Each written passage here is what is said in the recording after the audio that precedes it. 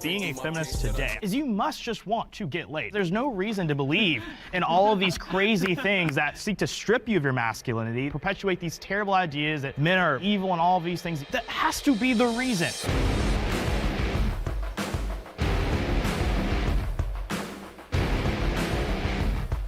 Step forward if you agree with the prompt. Women have it easier than they think they do. I'm not watching the whole thing. 50 minutes? Hell nah. Let me just see the intro. Relax. With feminism, it's kind of brainwashed women to think that they are victims in 99% of cases, and all the disenfranchisement that they would claim in like colleges and careers. A lot of these careers are way easier to get into for women than they are for men because they're looking to hire women because of feminism. Yeah, like in divorce and stuff, they get more property, the kids' rights, all that. Yeah. But more so, I think that from the jump actually have it easier. Like men need to be a provider, they're taught to be tough. Oh, why are you crying? Don't be a girl. But when a girl is crying or a girl is upset or anything that happens, usually they're a princess and they're given the world. Well, yeah, because with women, they're born with their value. They innately have value. They can create life and they're extremely valuable from birth. For men, it's not really the same way. You have to make something of yourself to be respected. Exactly. Like a pretty woman can go far just using her face. A man can't do that. A man can't go to a rich businessman or like a businesswoman and be like, I'm good looking, let me come to your yacht. Right. A woman can. Right. Let's bring the disagreeers forward. Okay. I have a quick question. Just a second ago, you were saying that a pretty woman could go onto a rich man's yacht and that would be kind of her ticket on, right? Okay, so did that help women vote at all, being pretty? But what does that have to do with the... I'm just asking, because I mean, when we're talking about women's lives being better than they think they are, would you rather be pretty and be able to get on a yacht or have your liberties? What are we living in, like Is it like these guys have like this like built-in argument, whatever it is, like he's like a checkmate, but it's just trash. 1950s or 2022? Women They already have have the right to vote for a long time. I think something you specifically said shows to me why women don't have it easier. I think it was you who said, women already have their value. Their value is already obvious because they can have children. I don't want to put you into a box, but there are large amounts of men. Women are people that have children and then they raise the child and they be quiet. And I think that is a problem. I think what was really evident to me when both of y'all came up and talked was how indoctrinated into the patriarchy you are, right? You both come up and say, as men, we have to prove something. And those expectations that you put on yourself is a direct result of patriarchy and the systems that feminism is trying to dismantle. As are the values that women have that when they were born that you're talking about. Women did not create those. Right. Those are God ordained.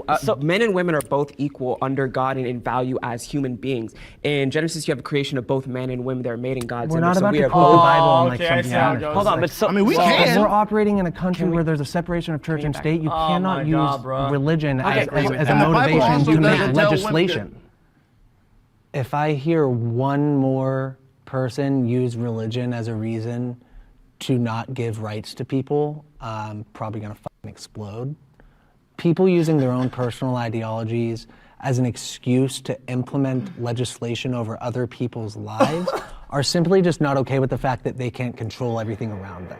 Back to the prompt, I mean, I don't think that women have it easier than they think they do. And I think to just make blanket statements like women in society think they have it easy or men in society have it harder or whatever you want to say, I just think it's kind of naive. Sure, maybe some women think they have it easier, but that might not be because they're a woman. It might just be because of their own set of life challenges and vice versa. Yeah, and I agree. And one of the reasons that I am so passionately anti-feminist is because I believe that feminism pits men against women. Men and women may be equal today, but they are not the same. But also, too, women are under a pressing assault today in this country. They're losing their ability to compete in sports, beauty pageants, also just basic things like that to people that identify as women. And no one is talking about it. Feminists aren't talking about it. So now you have conservatives having to fight for women's equality. You're making some pretty blanket statements saying feminists don't care about it. And you say, you think that all women just are against men. To answer your question, yeah. You're talking about women. Women are not all feminists. Yeah. There are plenty of feminists who are very anti-woman. You know, you saw it during in the political era where you have people who will attack Kayleigh McEnany and Kellyanne Conway because they aren't pro-women. They're not for the girls. So you actually, we have like just a little bit left. I haven't heard Kevin. The way men have set up society. So instead, hold on. So instead of talking about the actual issues from the top down and going the whole way, we go to the most oppressed person involved and make it their fault. Mansplaining is overly criticized. You all the best, Mr. Skip Cow. this shit. xQcl, Okay. Yeah, we can thanks for skip the it. continuing content. Let me see. Is that a episode? The funniest part about this whole conversation is entertaining that as fuck, everyone lol. talking is It's a guy spicy. omega lol. Wait, a bunch of people like it. Why do some people like it? The fuck? Guys, a bunch of people enjoy it, man. It's content dud. Everyone is getting banned. Guys, it was spicy. It was groundbreaking. Not bad for once. Alright, I'll into one more question. One more question.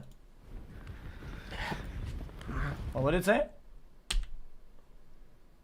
Mansplaining is overly criticized. Is overly criticized.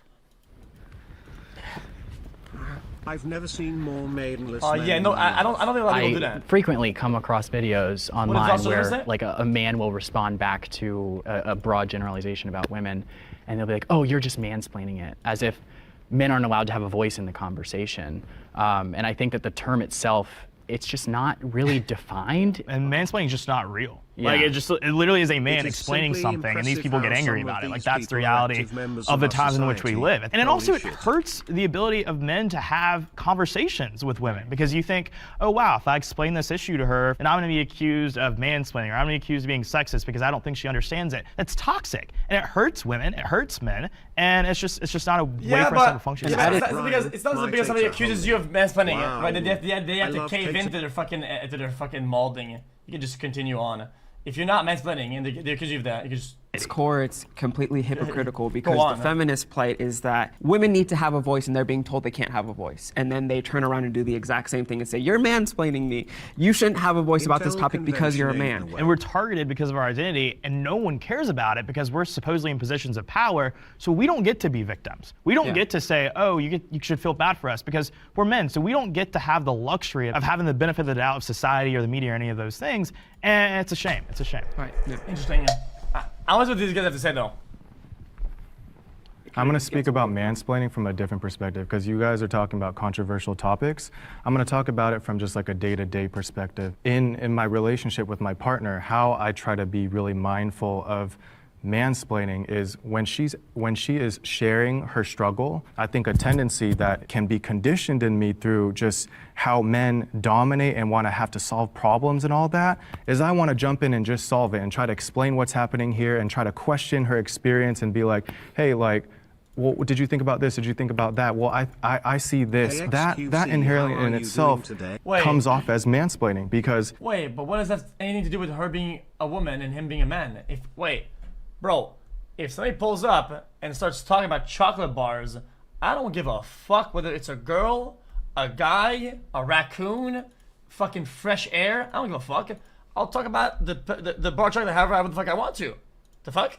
What is the counter to mansplaining is actually getting consent from the other person.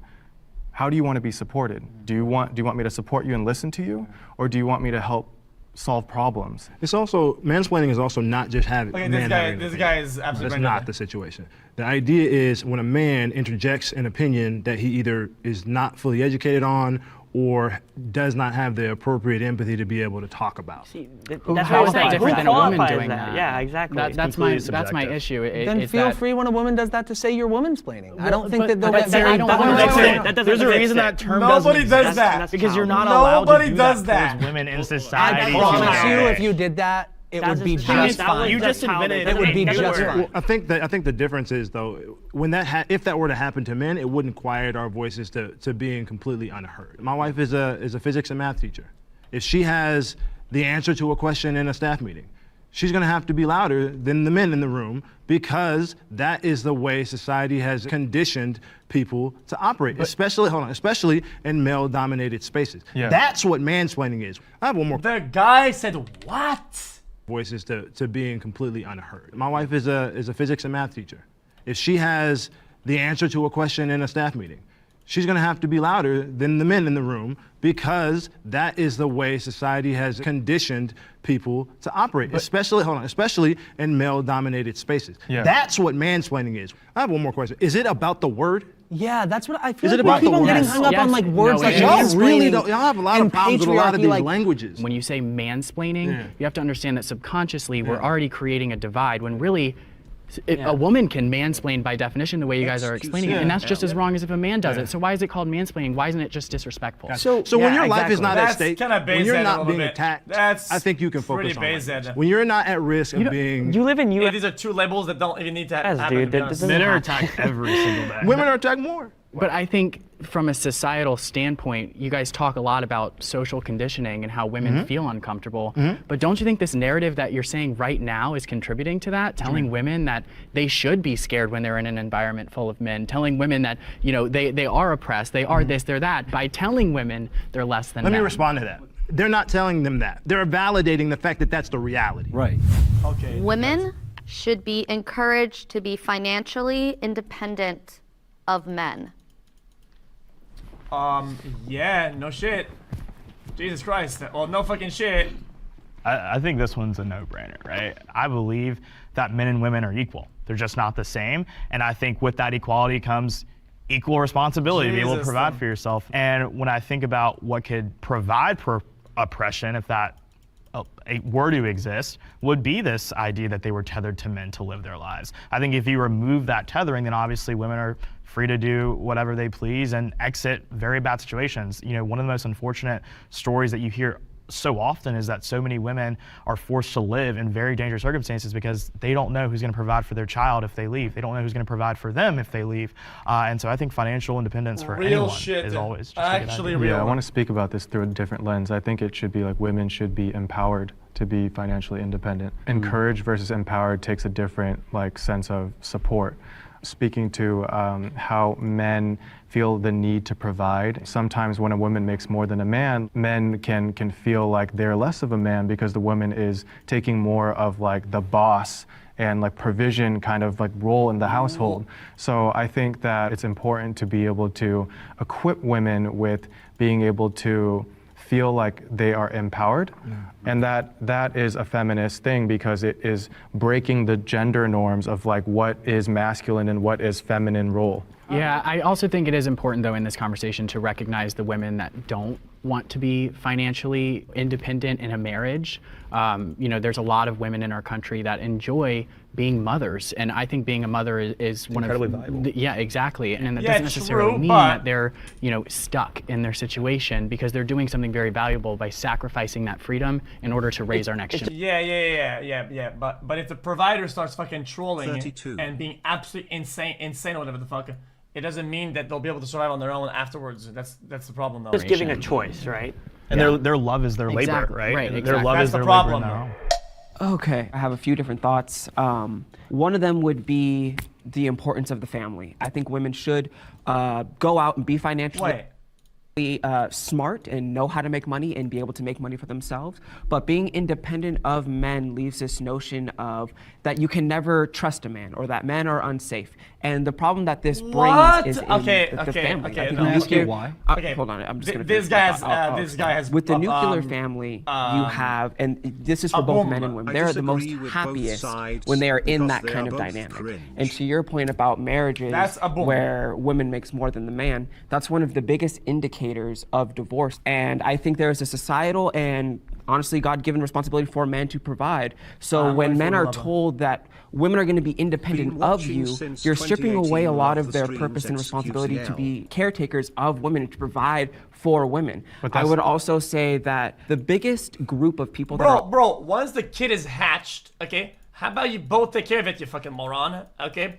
If the lady is making money, okay, if the lady is making money and the kid is finally hatched, okay, both can go and make money and can care equally for the motherfucking child, yo. On antidepressants, and it's 1 in 4 are women that are 40, have a career, and have no family and no kids. Which is the real meaning of life is community, family, and relationships. You're not gonna sit here and say, yo, egg this, egg that, and then not say hatched.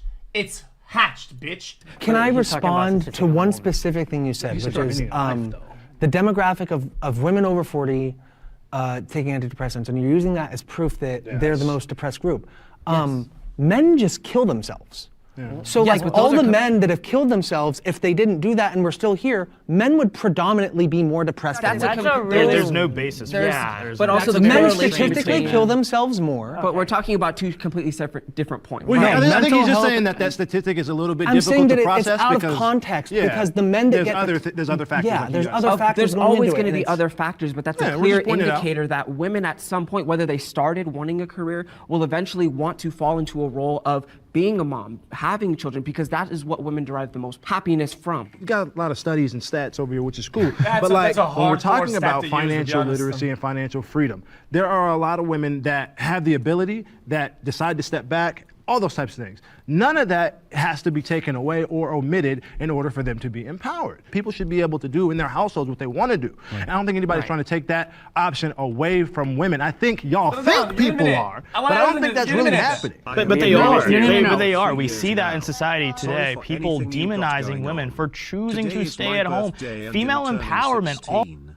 Can I have a welcome to the jungle? Also means empowering women, again, to make the choice that fits them, their choices, and what they want to do. It is just as powerful, just as influential, just as important as a choice to make to raise your kids at home, if that is what you want to do, and also be the CEO of Walmart if that's what you choose to do. We can empower. Okay, I'm gonna turn my brain off. I'm gonna watch a SpongeBob while fucking food gets here, and that's what we do, motherfucker. So annoying.